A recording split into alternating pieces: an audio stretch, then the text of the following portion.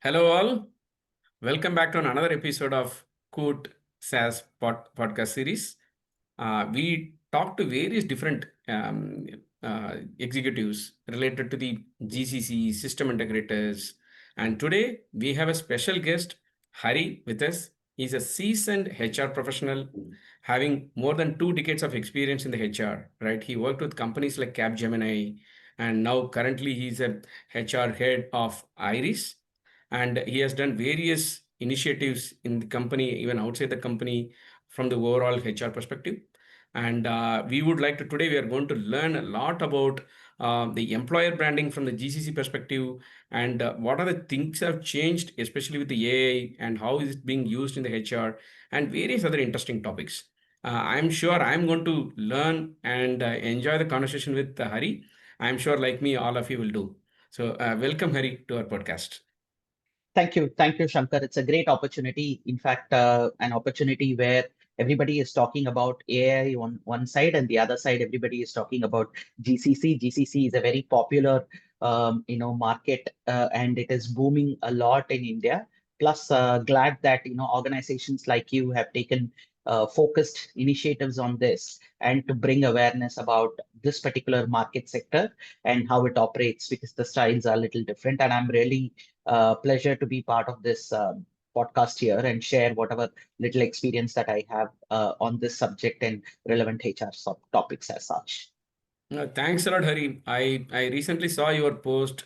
You have completed 2 decades of experience in the corporate world. So congratulations and Thank you. kudos for the phenomenal work, right? So could you quickly take us through how your corporate journey and what are your learnings, so far for the audience, Hari?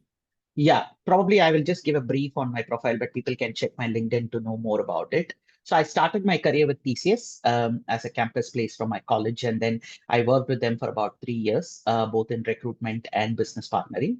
Then I joined Oracle Corporation from there, was a business partner for a couple of business units. Those are the young stage of your career, right? Where you do whatever you want to. That's how it has been. And I had Correct. fabulous managers and mentors who just helped us to shape us and identify our strengths and leverage it. Then I got the next opportunity to join Capgemini Financial Services. I was taking care of their Chennai branch at that point of time. And this is before their recent acquisitions. And then I was taking care of HR for Chennai, Bangalore, and Gurgaon at one point of time. And I was with them for about 6 years. Then moved to Aspire Systems. Aspire Systems is an IT services organization based out of across the globe, but based out of Chennai predominantly. And I was heading their HR from a talent management perspective for India and Europe. And I was with them for about 8 years. Got opportunity to work within India and outside India, handled multiple mergers and acquisitions, which gave in-depth knowledge on different business models, small organization, medium organization, large organization. So that gave a depth in terms of subject. And I would say that, I was fortunate enough to go through this journey this way. And then I joined Iris a couple of years back. It's been 2.5 years now. Iris is actually a global product development company. And it's a predominant UK-based organization where we are expanding heavily in the US. And it's a 45-year-old organization. They've set up their GCC in India. Earlier, it was called in a different name. Now, market is also changing. So I head their GCC unit for India from the HR side end to end, and I have a fantastic team who supports me in creating a value to the employees, value to the business. And my learning journey has been like tremendous, lot of roller coaster rides. But what I felt quite happy is that I've never said no to any opportunity, whether it is big or small. I've never attached myself to a brand. I've never attached myself to numbers. I've never correlated or felt that, okay, number of employees I handle is directly proportionate to my growth, or the number of team members who report into me is directly proportionate to my growth. Instead, I felt that my growth is my learning and what value I bring to the table and how I create that impact and how I create that difference in the business that I work for. So I think that base helped me to do whatever I have done so far. And I'm thankful for that to a lot of mentors, a lot of managers. And, it's been a wonderful experience so far.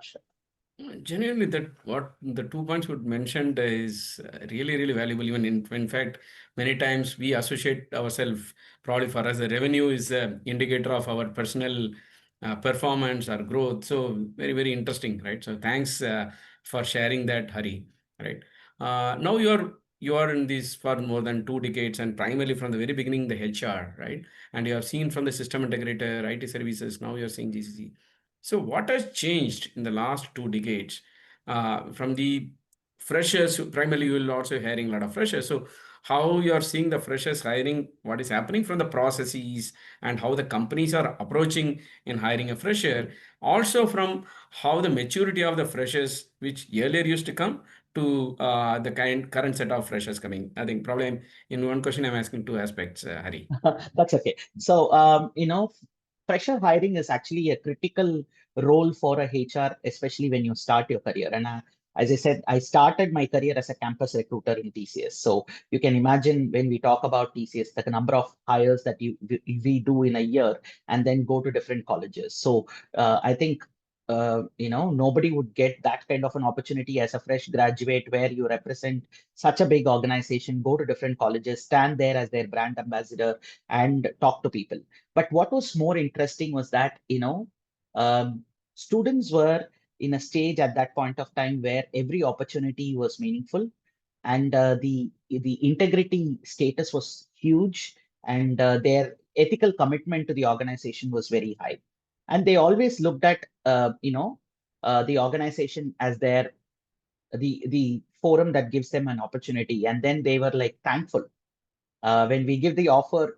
I still remember when I meet even those people sometimes now in some weddings or something, they'll be like, Hari, do you remember you are the one who gave me offers? Which you might not remember because you meet so many Right. people.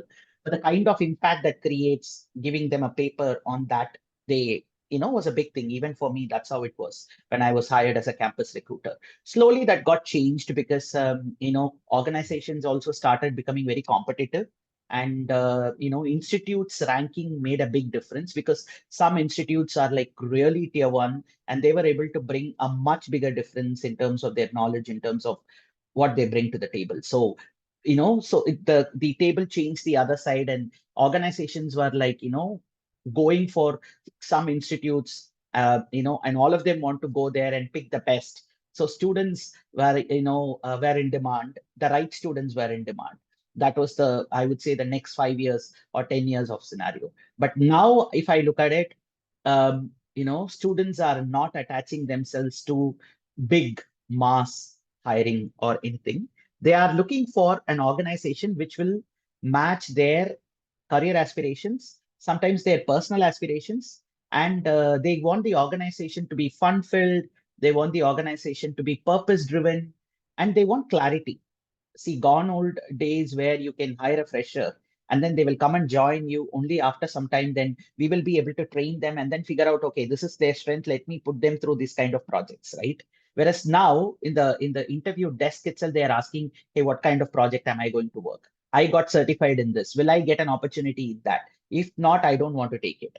I don't want to get into some other role which I'm not interested, right? And when they come with 100% commitment.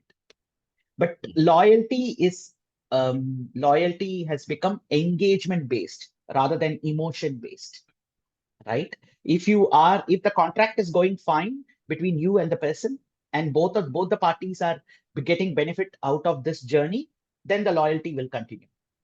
If that contract is not going fine from a business perspective, even freshers are talking business. Okay, what is it in for me? And what am I going to get? One thing I would say is that, they are expecting very quick recognition, very quick feedback, which they need to probably mellow down a little bit. Otherwise, when they are becoming purpose driven, when they are becoming value driven, and when they are becoming skills driven, the organizations are also, getting into that mode. So Got it. we are also becoming, skills driven. We are also becoming purpose driven to attract the best talent. But it's quite interesting the way it is changing, and then HR thought process is also changing. Business motive is also changing towards fresh graduates as such, and it's fabulous. I'm really enjoying it personally. Great, Hari. I think even I got my first job, from Infosys, right? I think way back in 2006. I think almost close to your, time, right? At that time, we use a phrase called trespassers will be recruited, right? Right. There's so much of demand, and people. I think we used to have Cognizant started with 760 people hired in a day. Then that number used to come saying that at some point it used 1,000.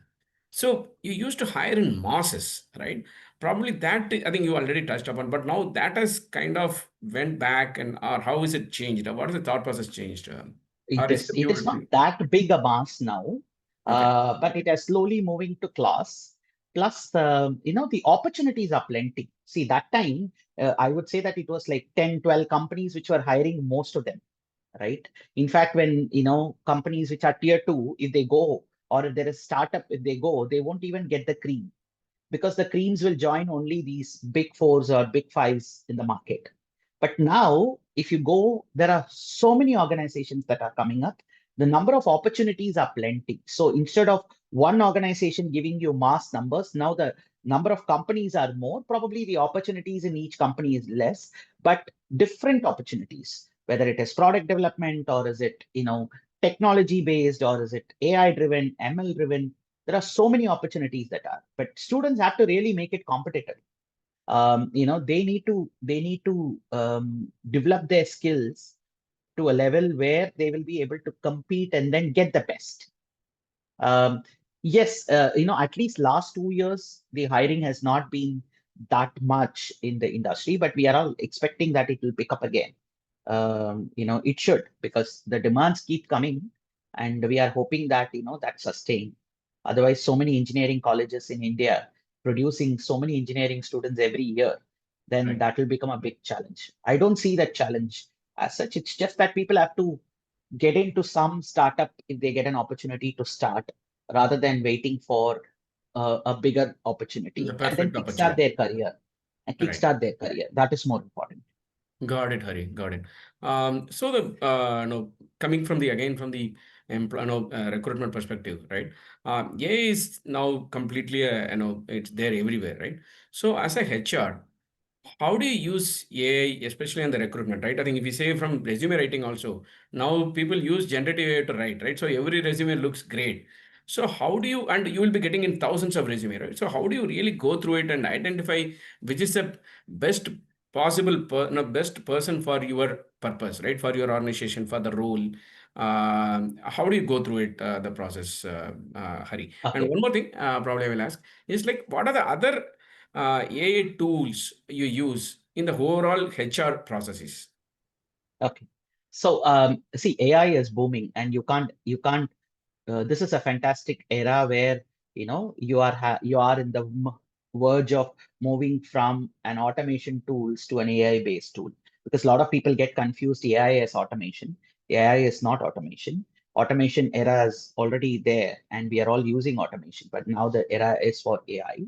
Having said that, you know, for us at least, AI predominantly on resume filtering, it helps because we are able to, in fact, even the system able to identify whether the resume is written by AI or it's by a human with a kind of language. So those kind of technologies are there. So it'll be like, okay, this is an AI written thing, and then it'll be able to identify the skills. So the skill mapping happens very well. Where it helps and where it is because it has its own pros and cons, right? From a pros perspective, if you are hiring in mass, then AI helps you for rejection process. In the sense it will get the best out of that and then give it to you. From there, you need to take it forward, right? Whereas the cons is that sometime in that you might miss out some key people who are not good at writing resume, because the system filters and the system will not put any intelligence in it, right? Other than whatever prompt that we have given or whatever settings that we have given. So, it will use as much as intelligence that it can, but obviously it is one level below than human intelligence, is what I feel, right? So sometimes, probably the keywords are missing, or the organization names are misspelled. All those things will lead to missing some candidates, which has happened for us. And also, when you hire niche areas, when you hire a very specific technology. Let's say, for example, you would have seen our latest post on Prompt Masters. So we are hiring somebody with Prompt Master as a skill. Then I don't need an AI, because the amount of profiles that are available in the market itself will be in hundreds. And I would say that my team has to go through each one of them and then identify the best, because my position is only one, but that position is key, right? So I Right. use that as an aid. It's not, some people keep saying that, is it a threat? Is it going to replace anyone, any position? It might replace positions which are not creating value. So, if you are creating value, you don't have to feel scared, right? You have to just see, okay, what more value that I'm going to. It's going to probably bring down some lower level roles, and then we need to identify their career opportunities so that they will be able to take up. I think this is how, I'm sure, Shankar, you will agree with me that this is how everybody felt when computer came to the world. This is how everybody felt when Microsoft Excel came to the world. And without Microsoft Excel and PowerPoint, you can't survive today. So, but it only makes your job better, and it only makes you to think better. That's how I would say. And to answer your other question on the areas that we use, AI helps us even with learning platforms, because based on the career development plans, then they will be able to start suggesting courses. It will be able to say that, hey, there is an article which is, on this. Why don't you read about it? There is a blog, recommendations, suggestions, and then based on their training performance, then it will say that I think you need to focus on this skill, you need to focus on this kind of suggestions keep coming. And then, companies have also started using in wellness. So our wellness platform is, though it is through an external agency, but that is also AI driven, fantastic one. If you give your basic things, then it will start suggesting, what kind of assessments you need to do, how you need to keep your mental health based on your job stress, what kind of support you need. So self-assessments and then reading materials. In fact, it reminds you saying that you have to drink water, all that, right? Yeah. So a lot of things have come up, and it's an aid, and it gives a better experience for people, I would say.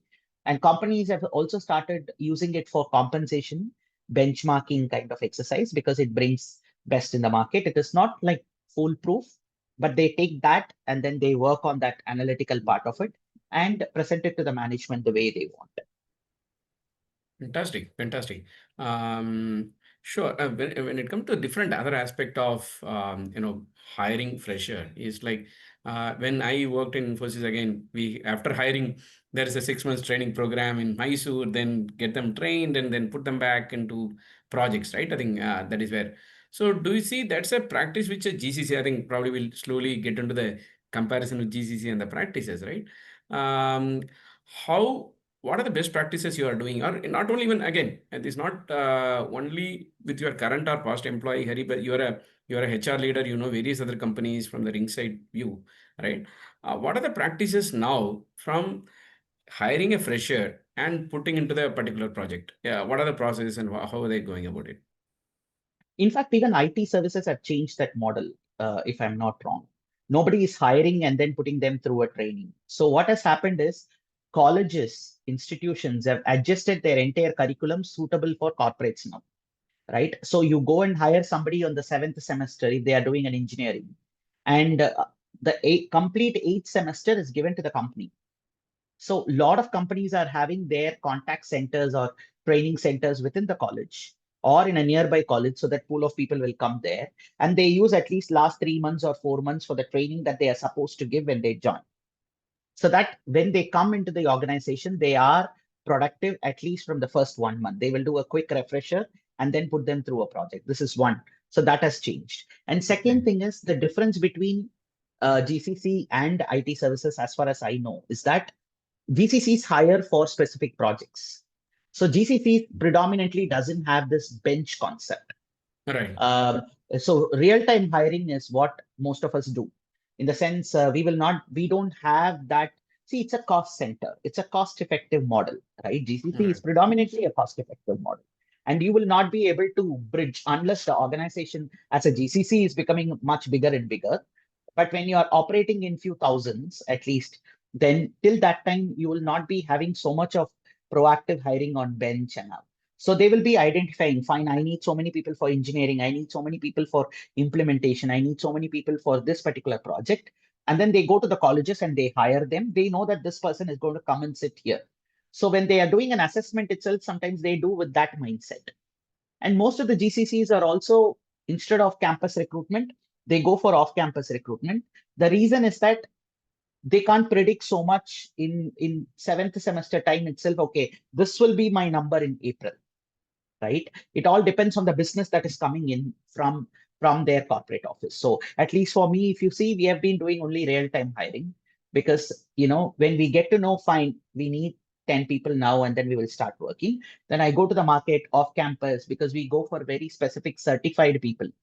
When I need 10 people for DevOps, then I would say that, hey, you're a fresher, I know, or you're coming with 6 months of experience, 1 year of experience in some area. But if you're a DevOps certified, come and attend my interview. So only those certified people we take because we know that they have the basics. And then we train them on what we want for about a month and put them through the project directly. Because these are not, most of the places, these are not billable roles, Shankar. They are internal roles. Okay. Right? You work for your company.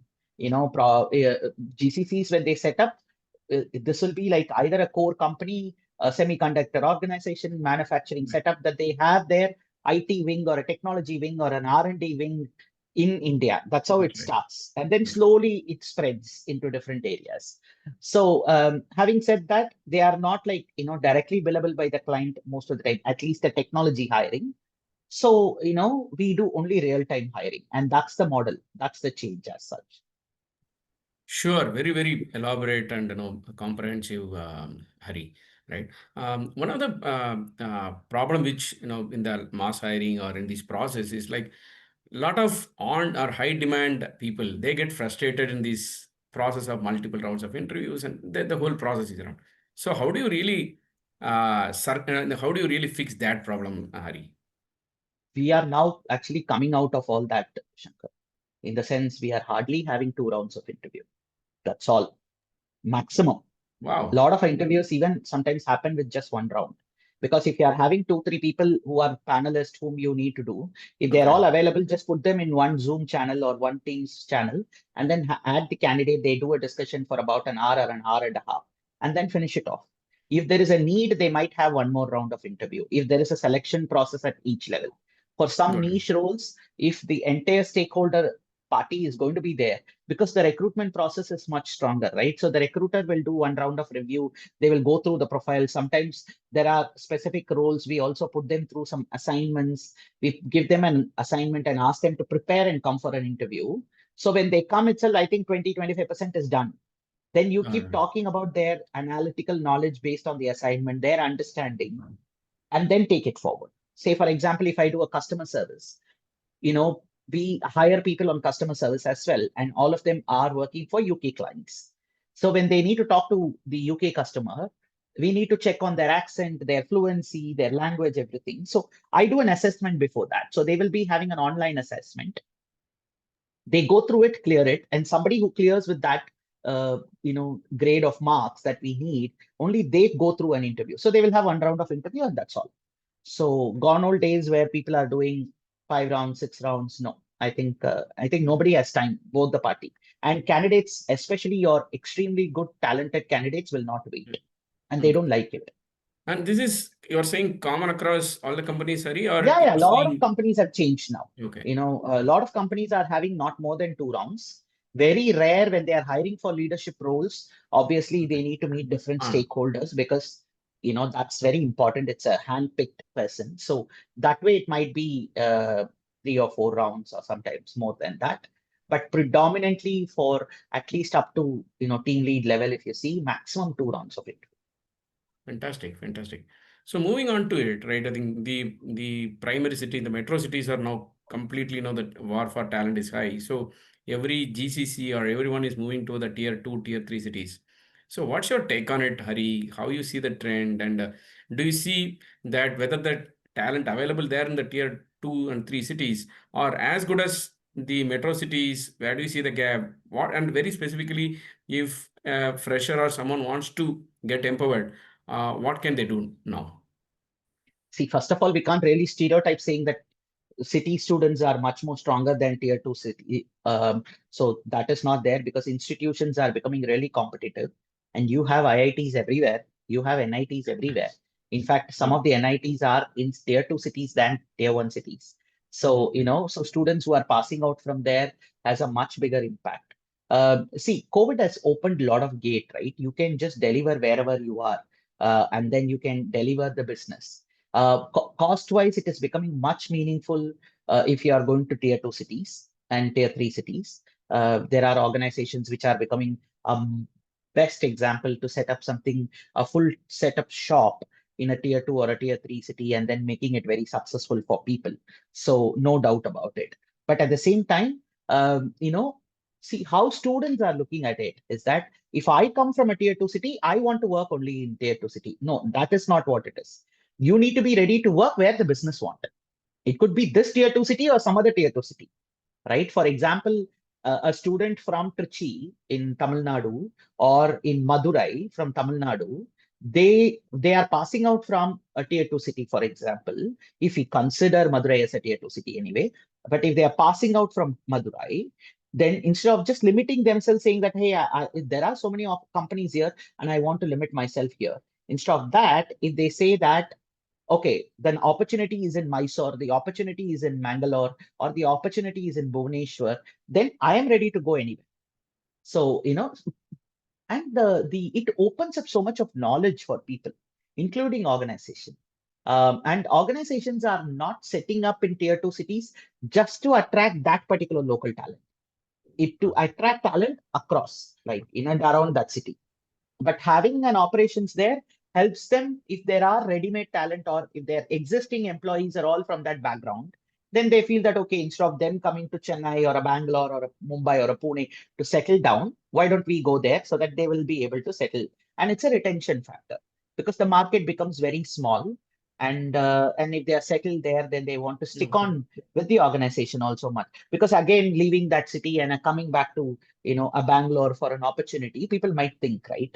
See, whatever I got to know, somebody who's working in Mangalore, if they are happy with Mangalore, I don't think they want to get into Bangalore traffic, right? Or the climate, pollution, all that in a Mysore or a Bangalore is Mangalore is much better when compared to Bengaluru. That's So right. the same thing works for different cities here. So that's how it is. I think it's a welcoming thing. It's a booming. In fact, that's how Pune started, right? Pune Right. was a tier two city for Mumbai. Pune was an education hub for Mumbai. In fact, one of the best tier two cities which has picked up really well is Pune. Now it has been considered as tier one city, but when it started, if I'm not wrong, it was more of a tier two city, and Mumbai was the hub, right? So That's right. I think that's a best example for tier two cities developing. Great, great, Hari.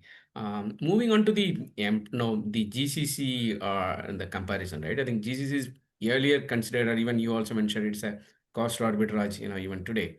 But when you reach to the employees, right?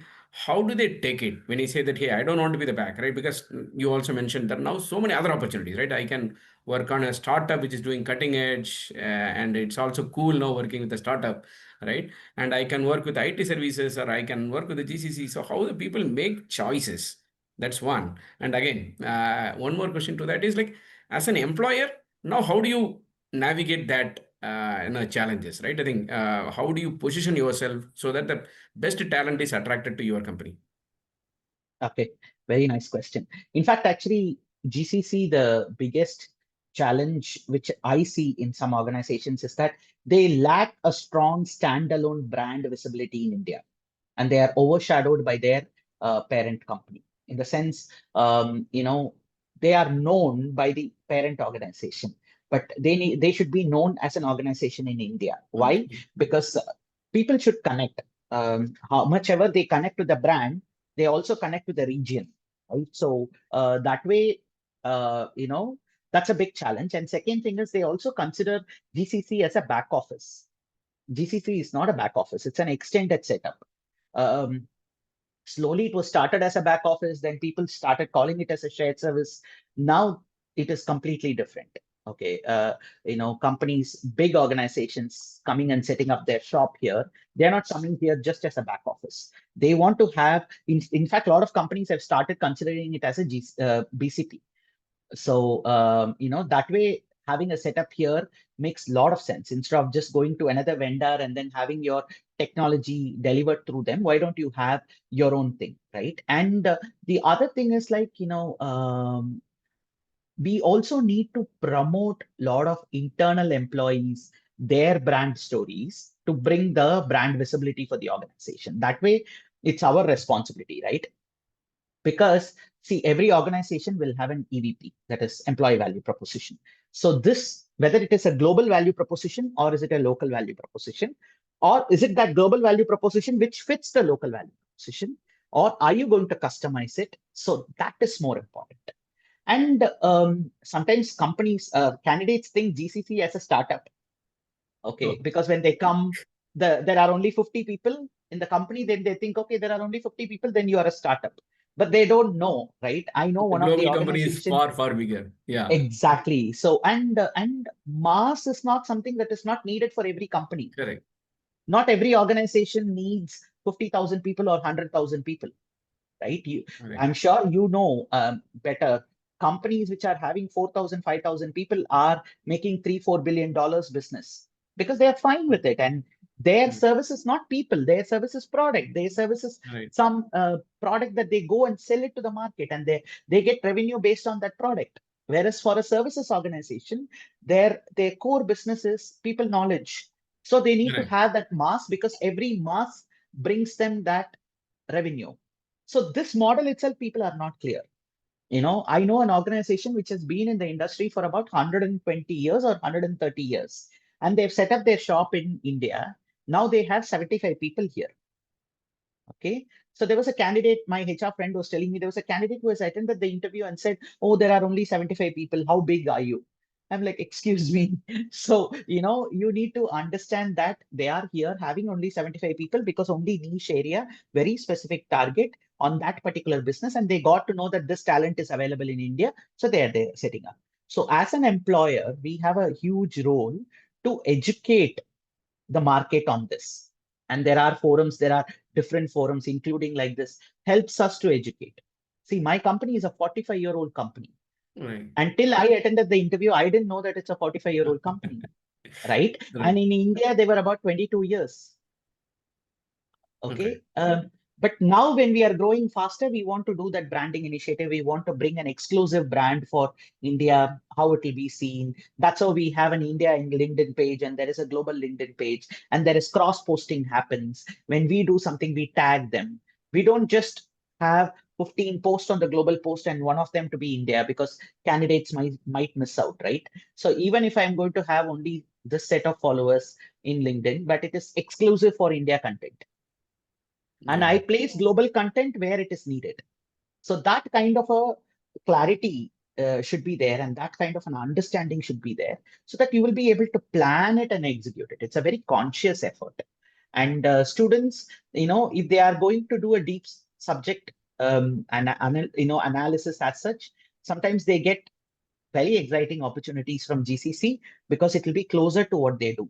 An electrical engineer or an electronics engineer going and joining a big four as a software engineer, vis-a-vis he joining a GCC as an electrical engineer, Mhm. there's loads of difference, Absolutely. right? Absolutely. Yeah. Yeah. So that's the mindset that people should create. But Hari, double clicking there, right?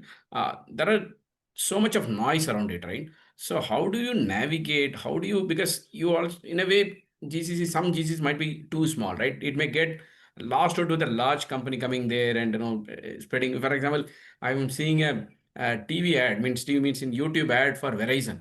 In one way, I'm very happy saying that okay, now there is an ad for Verizon attracting talent in a YouTube ad, right, coming in TV. But the smaller companies will how do you communicate, right? Could you give some three nuggets saying that hey, how do you create an employer branding with low budget? What are the best practices? See, one is it has to be an apple to apple comparison. So you can't compare with Verizon and a YouTube. bigger organization versus Correct. what we do. But our employees are a huge strength for us when it comes to branding, because those who are coming and experiencing here, the kind of flexibility they get, the kind of money they get, and the kind of environment they get, and their visibility, what they get, this becomes a brand story. And this plays a very important role. So most of our success in recruitment has been through employee referral, because when they bring here, they bring somebody whom they know will be suitable for this, right? And second thing is that, when compared to a bigger setup and smaller setup or a mid-sized organization, in a mid-sized organization, sometimes you will be lucky enough to do an end-to-end, versus a bigger organization where you will specialize in one small portion. So that is also something that we need to educate people, because if people get to know that, then they will be able to understand the kind of learning they get. And Right. third is LinkedIn plays a very important role. It's much impactful, I would say. In fact, today Insta play that way, Facebook play that way, because to attract younger generation, your Insta post, what kind of fun-filled environment that you have, you need to highlight it to people. See, you can't artificially create it, because if you're going to do it artificially and your internal employees are not believing it, then gone. Got Okay, it. because your brand ambassadors are not believing the brand, then whatever kind of advertisement or money that you spend on is not going to yield result for you. So you need to share the reality. Hey, this is what we do. We might not be doing CSR in such a big scale, calling an event or running a marathon. Whereas we go to a small school, 10 people, work on something, and then capture it and put it in LinkedIn saying that, hey, if you want to be part of this, then a lot of students actually, when they come to us, or a lot of candidates, when they come to us, Shankar, in fact, they are slow, because they are also coming out of this brand conscious, right? In fact, they are also coming to a place where they want to be a big fish, a small fish in a tank rather than a big fish in an ocean, right? So they also come, okay, I get visibility, my words are considered, I'm in a much more influential role when I work for these kind of organizations. And the opportunities are also quick, because known people, they know who they are, each one of them know each other very well, and they will be able to tap their strengths. So these are the things, only these success stories, testimonials makes a big difference. And sometimes these job fairs helps us to have a small stall there, so that to create visibility. And then forums like this, where when I represent, I know in the last 2.5 years, my journey with Iris, what people know about Iris 2.5 years back versus what they know Right. about Iris has changed. Recently, when I attended one of the forum, also when I told that, hey, I work for Iris Software, yeah, I've heard about them. That itself is a big thing for me, and that's enough. Because, oh, who you are, what you do, instead, yeah, I've heard about them, is a big Big, change, yeah, yeah, monumental shift. and without major investment. So I would be like, I would say that I think that way our what do you call it, genuine employer branding initiatives have helped us. Okay, so for you to do these, what are the things you need to do with the headquarters? Like, when you set up the GCC itself, do you need to negotiate for more budget or more processes? I'm talking about, for example, a new GCC is going to set up in India, and the HR, someone is going to assume the HR head for the GCC. What are all they need to do with their headquarters, Hari? First, they need to understand why they are here, what kind of business, and who's their target audience. And depending on the target audience, sometimes you might have to even start with hiring them on a higher salary, because attracting that talent is challenging. So that has to be communicated. Yeah, it might be like you might not be a paymaster in the market, but first 50 to 100 hiring that you do, right, is very critical, because and those people are going to make a huge difference for you. So that 50 to 100 could be your premium lot, and you might end up paying them little more than what you are supposed to pay them also, because you have to attract them. And Right. once they start getting in, then you will start slowly setting up things. So that expectation setting should be done with your corporate or your global unit. And second thing is, you also need to raise your hand now and then and say that, hey, this will work out in India, this will not work out in India. You can't say yes for everything. Then you are setting yourself for a failure, or your unit for a failure, right? For me, if I go back, right, whenever there is a new a policy or there is a framework or there is something that is coming up from the business, then they will, I'm fortunate because my business is a very inclusive business, so they ask my opinion every time, and then I go back and tell them that, hey, I like the framework, but from this step let me change it this way, right? And then let me not do this way. Let me give you a classic example. So we were trying to come up with some designation standardization and all that. Okay. So for them, title is something relevant to the role, right? Whereas in India, we don't even call it as a title, because title for us is Mr., Miss, and then designation is what we call it as. And our designation is an emotional factor, right? Where it's not just you who are bothered, right? Your families are bothered. Your son and daughter should be proud about it. Your mom and dad should be proud about it. They should go around and then talk about it in the weddings and other all family events. And they, in fact, people add that in their wedding invites, right? And the kind of respect that you get is like, connected to your title. In fact, having that mindset to come out of all these things is very, very challenging when you work in India. I'm sure you will agree. But you can't take our culture out of us, right? And that's the best part also. So when I go back, right, I need to educate them saying that, hey, don't call everybody as consultant and then leave it. Probably it might be okay in a global setup. They will be okay because in net, if they are earning for their kind of work they do, they are happy. Whereas here, come on, there is a social angle to it. So that kind of education HR has to do when they are setting up itself. Certain rules, certain agreements should be very clear that this is how I want to do, and this is budget is a very small portion, I would say, Okay. because if there is a need they are going to give you. I don't think there is a big issue, at least in the initial stages. They will, once they are set up. See, we have a legacy of 20 years, so now I can't, unless and otherwise there are specific projects, I don't have to push them for a huge investment to create something, right?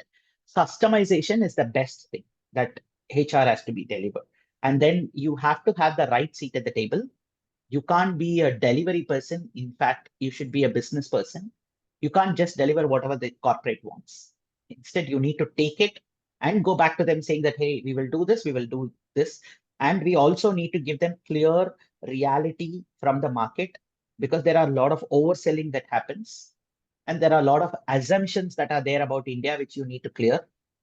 They all think that we still ride on camels.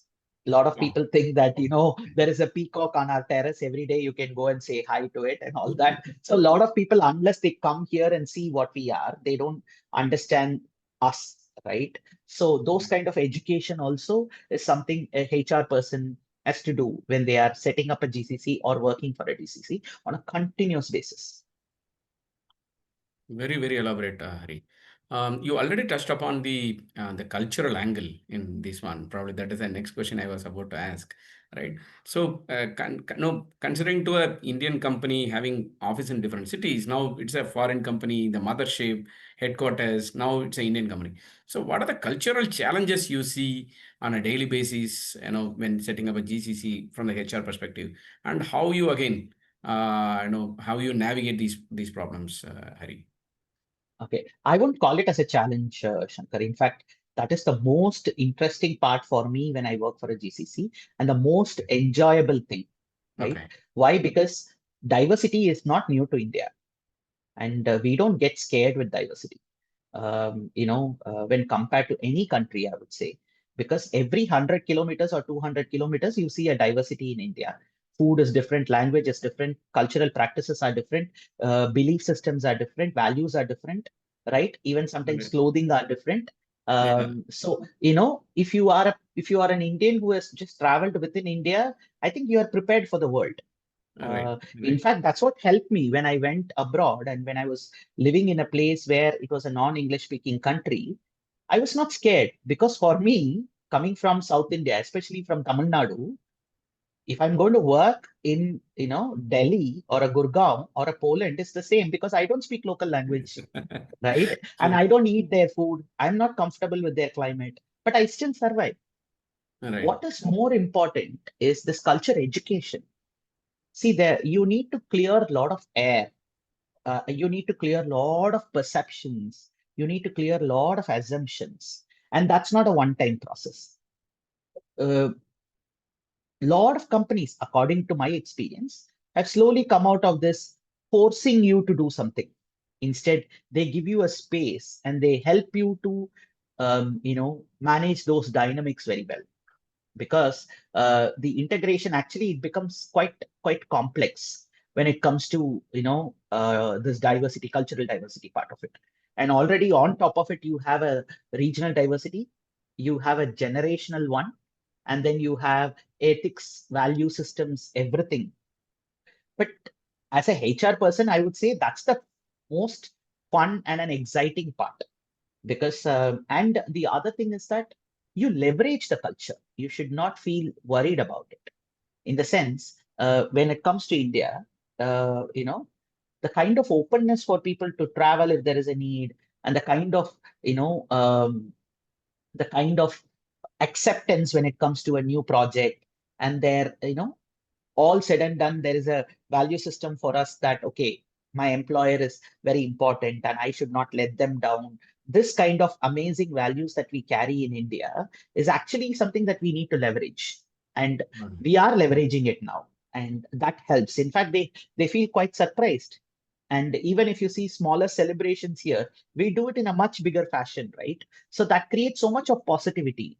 Here, if you ask somebody to come and, hey, why don't you, if you learned dance, why don't you do, dance in our annual event or something? In India, people will be okay. Whereas you can't get that in a global setup. They are not very comfortable in a corporate event to do that. So those kind of things, when they come here, when they visit here, they get surprised. And smaller things that we educate is that, for example, with my global counterparts, or I've heard about this from other organizations also, where I go back and educate them saying, hey, you work with an Indian, right? Please do not talk about a workspace which is very quiet, nobody is there at home, or you have a proper table, chair, and there is a corner, which is not possible. Somebody who's working from home, that is not possible in India. They work in a small apartment. Sometimes they work even inside a hut. And their mom will be running. Their mom has to go across the place because it's the same place all of them share, right? And you can't really, and for them a pet will be walking on their keyboard, and then we need to appreciate it. But when my kid keep running to me, and then I need to excuse myself and say, yes, I need to give attention to him or her for a few minutes. What's wrong? There is Right. nothing wrong. My client is not going to cut the business because of that. Don't give that pressure, right? Right. Because you are talking to humans, you are interacting with humans, and humans are humans. So this Right. baseline, I keep educating them. Yes, sometimes you will have power cuts here, you will have internet problems, you will have, sound, noise. These kids are also trying their level best to get the best headphone, blur their background, whatever it may be. Lighting might not be as good as what you want when they work from a tier 2 or a tier 3 city sometimes. When people are connecting for a week from their village, and we can't expect them to have the same setup. So we want our leaders to also understand all these cultural differences and start appreciating it. When they start appreciating it, I think that chemistry is fabulous. But that's a huge conscious effort. It's not a natural process. Otherwise, the integration won't happen. Probably with my life so far, a lot of things have opened my eyes when I've traveled abroad. And now, if you ask me, yes, I'm very happy to be in India because India has a amazing standard of living and all that for my suitable expectations that I have for me and my family. I can't really generalize, right? But somebody to identify it and then settle down somewhere. And I have a person, Shankar, I have a person who has relocated from UK to India, and he's an Okay. English person. He has come here because he likes only India to live. So he has relocated and he has taken a local visa, and now he's an Indian employee for us. First Okay. ever person who has moved from there to this side of the world. So, so things are changing, and people have started appreciating. In fact, when they come here, they read a lot. But you need to keep doing this. You need to keep doing this. There is no one-time effort. Every time, even smaller things like performance, how you handle compensation, how you handle disciplinary process, how you handle manager grievances, feedback, everything is different.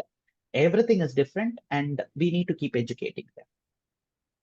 Great point, Hari. But from the other side, right? I think you predominantly mentioned how the, I would say headquarter or the bosses need to understand but how much you will educate our employees in understanding their cultural and this one, how much of effort goes there, and what kind of Yeah, practice they do that.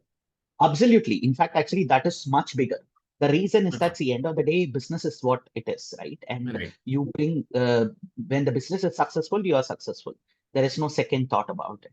Right. Having said that, educating them on the culture of the parent organization, why they are thinking that way, because sometimes our people feel quite, uh, you know, uncomfortable when there are blunt answers, when there are straight feedback, when there is no if and but either it's a yes or a no.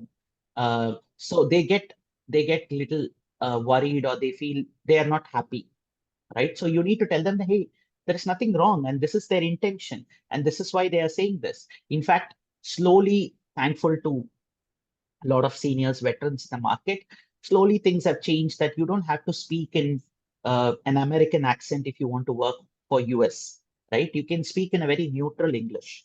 All they need is they need a language which they can understand.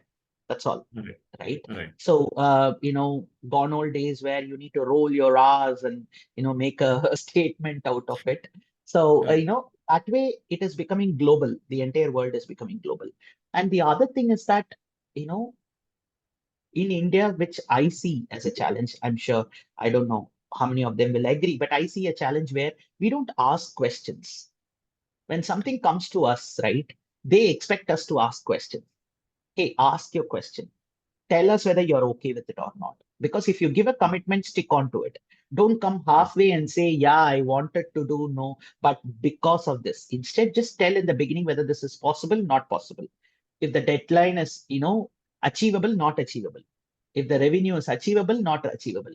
Raise your hand, blow the whistle, go back, and then give a shout out and tell them whether this is okay, not okay. But with a lot of business knowledge, clarity, and data. Our Got people will be quiet during a session and then they come back and ask all these questions only here.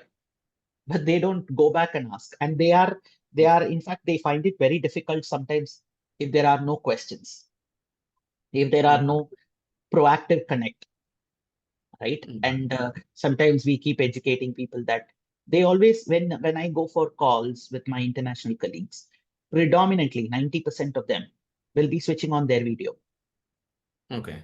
right? Because it's a business meeting and you Okay. are expected to. How can you come to somebody's desk, closing your face and then talk to them? That's how Mhm. it is when you go to somebody's meeting and not switching on your camera. If you're not switching on your camera, which means you're not in a business, ready scenario, right? Right. So this is expected. Or if somebody is going to come back and say that, hey, I have a low bandwidth because of which I need to switch off the camera, but they say that. Right. So these things we keep educating our people, but our people, sometimes they don't do. In fact, I see a big thing. For example, when they get meeting invites, they don't even accept or reject, but they will be attending. Right. But that will be taking only people who have accepted into account and prepare everything only for those 7 people. Whereas there are 10 other people who are going to attend, right? Got If they're not attending, also, they will not go back and say, hey, I can't join this meeting. They assume that if I don't join the call, which means I'm not joining the meeting. Got it. And the other thing is when you have these mass sessions, right? Like 50 people, 60 people, if they are addressing in a town hall or something like that, they leave the meeting without even mentioning that in the chat. They Okay. just leave and then go. They will not Right. inform anybody, Right. right? Right. When from an administration perspective, when they see, okay, this person has left, this person has left, that gives an uncomfortable feeling. So if you are committed for that 1 hour in your calendar, then you make yourself 1 hour present. See, if Right. I am giving you this time for this connect meeting, Shankar, it is Right. my responsibility to adjust my calendar, Absolutely. Absolutely. right? So I put a no, do not disturb board in my door now because this is a committed time that I give it to somebody and it's a previous commitment and I need to stick on to it. Right. Imagine we are talking now and I'm just going here without telling you I'm leaving. Right. How Yeah. embarrassing it will be, right? So Correct. those are the things that we need to learn. Our business conduct, our professionalism, they need to change. Okay. So I would say that sometimes Gen Z, we need to educate them on all that. And we need to tell them this is not okay. You know, getting a Western culture doesn't mean that because Western culture people, when you're in a town hall, if people are not okay, one or two might walk out. But that is not how it is, right? You All know, right. it's Right. a mutual respect that we give. And that's a big thing that we keep. Sometimes terminology, sometimes the way they talk, we need to educate our people on a continuous basis. Absolutely, absolutely. Interesting perspectives, Hari. I think yeah, we are almost at the end of our session. I didn't even realize, that we are reaching our scheduled time. Probably the last few questions, Hari. You know, you handle different industries and different GCC and SI, right? So do you think that the GCC has moved out of the cost center, means as a cost as an arbitrage is still there, but not as a back office. Now they are doing really front. Could you give some examples of cutting edge work being done from GCCs, right? From the HR lens, right? Or could we justify it like, hey, whether the amount of spend happening in the R&D in the headquarters, for example, it's a 3 to 4% on the revenue will be spent in the R&D in the headquarters, whether the is it the same amount of spend is happening on 3 to 4% in India, right? Or are we generating enough patents? How do we really say that hey, we really moved? Okay. See, it has both. There is a back office setup which continues to be because whatever work they feel that sometimes it is high cost and medium value, they want to move here because it will also bring them low cost with that value, right? Some things which are very repetitive, some things which are in mass they need, instead of hiring locally there, which becomes very expensive, they bring that work here. Yeah, but it doesn't mean that they are back office. But those kind of work, for example, it could be documentation related, it could be analytical related, it could be reports related. So those kind of things that they bring it here. But when it comes to, say, my business, if I take it, the core product development, right? Today, my India product development team doesn't mean that they are working on some small portion and the remaining portion is done in UK.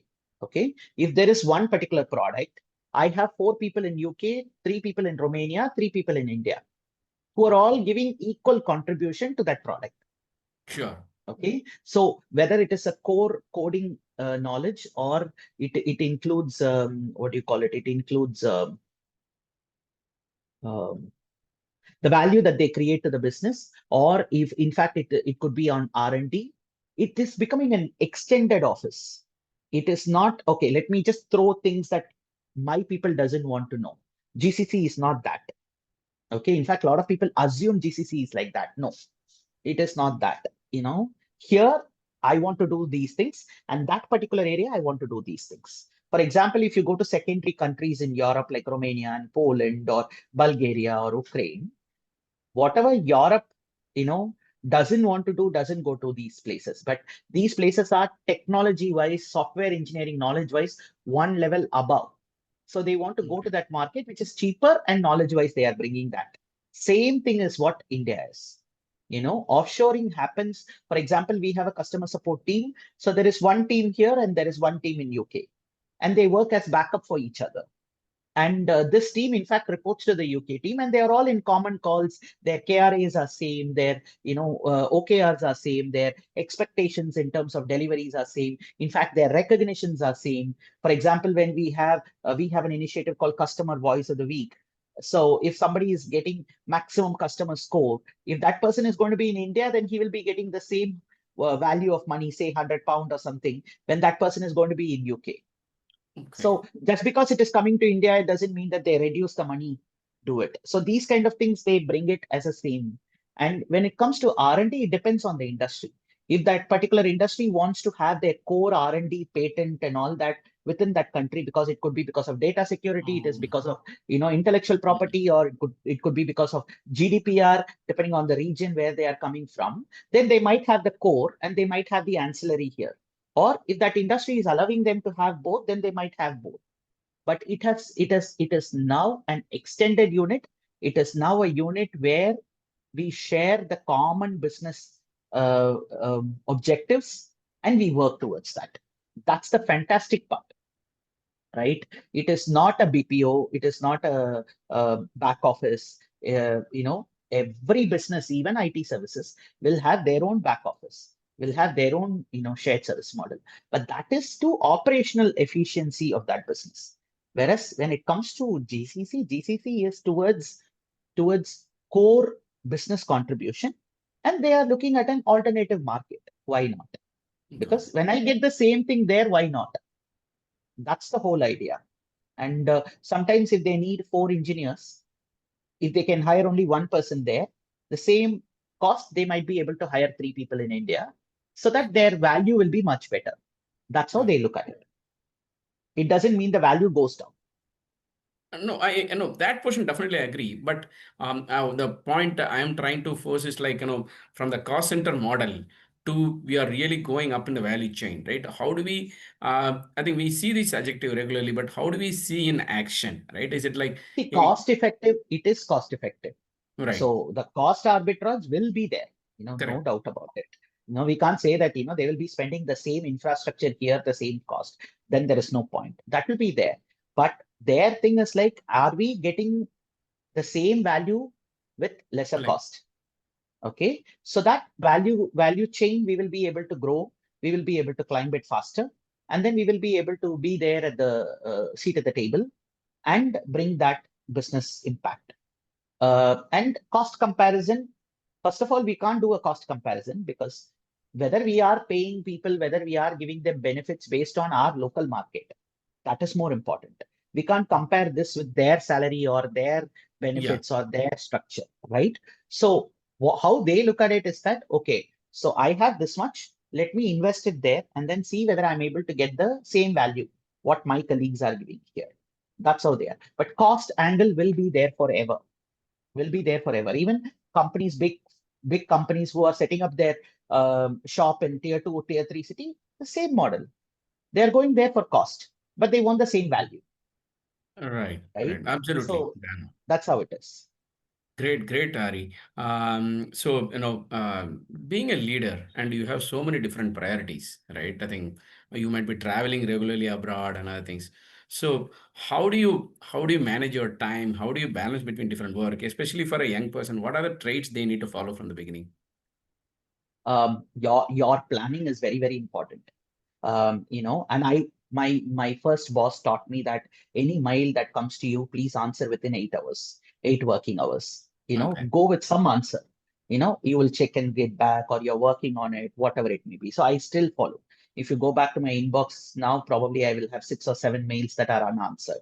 That's all, which is my duty for today. And I have a clarity in terms of what I can take, what I can't. So I don't chew too much than what I can absorb. So sometimes I might say, no, no, I don't have this bandwidth. I will not be able to deliver, because if I commit, I need to deliver, right? Got it. And the best thing is that the way you balance it is based on how you take your life towards, right? In the sense, I like doing a lot of things with respect to my household stuff, my interior designing. I change curtains, I change bedspreads. I like those combinations. I like my house interior to be like this way. Sometimes I go back, remove all clothes from my children's cupboard, arrange everything, which might relax me. And then I get back to work and my productivity will be much higher. So you need to identify your high spots. You need to identify your happy zones. And that is very important when you climb up in the ladder, because nobody will come and, make you happy. And I don't believe that somebody should make you happy. In fact, you will slowly get into a level where, Shankar, you will be giving awards or recognitions. You will not be receiving. See, today I have some recognition from the industry. That is the best thing, right? Because the industry should look at you and recognize you, opportunities like this or whatever. But I can't expect my organization to give me a star of the month. Instead, it will be for my team, right? So, which means Right. what will motivate me, what will make me to work is my planning. Okay, I plan my work, I schedule it, and I deliver it. That gives me a hype. Got it. And, how I prioritize. Plus, I will also give you one more anecdote.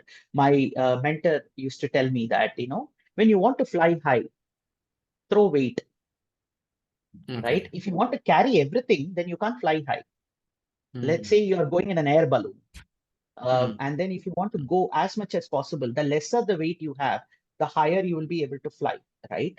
Which means you Right. need to start delegating things and you need to start trusting your team members. They might not be do the same way you want to do or you are doing, but that's okay.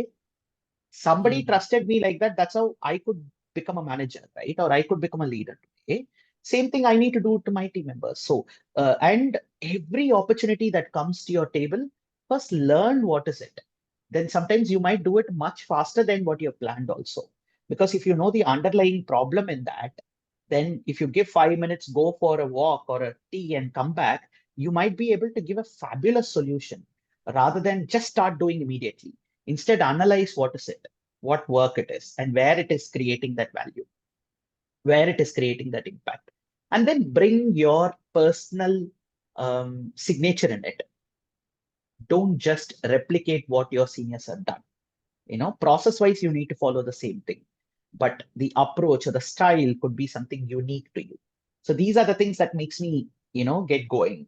And one important thing is that I love what I do. Okay. I love HR.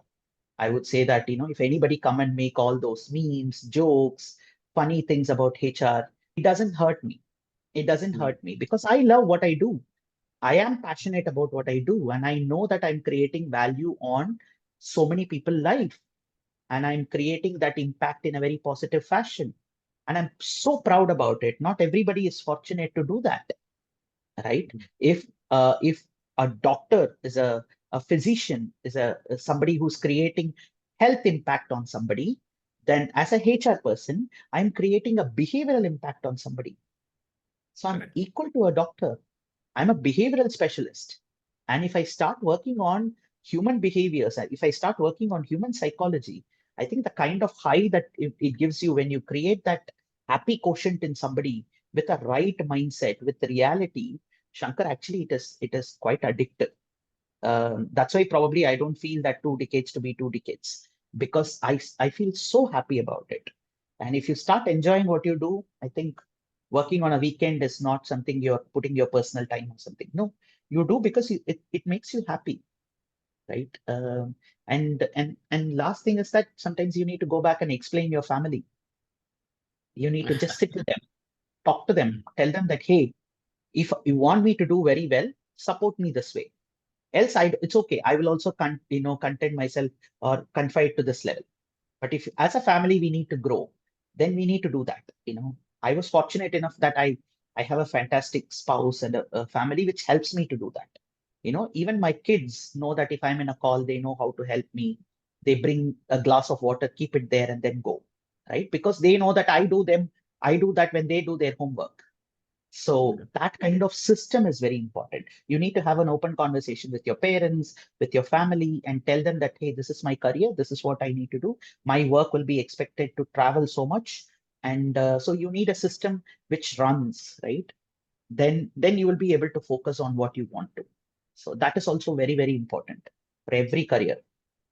Oh, fabulous, fabulous, Hari. I think without flattering, I really felt, not only it's learned, right? It's a life perspective. If someone can really preach, probably I will take it offline and learn a little more, about these practices, right? How to put to use, right? So with that, I think we are already overshot our time.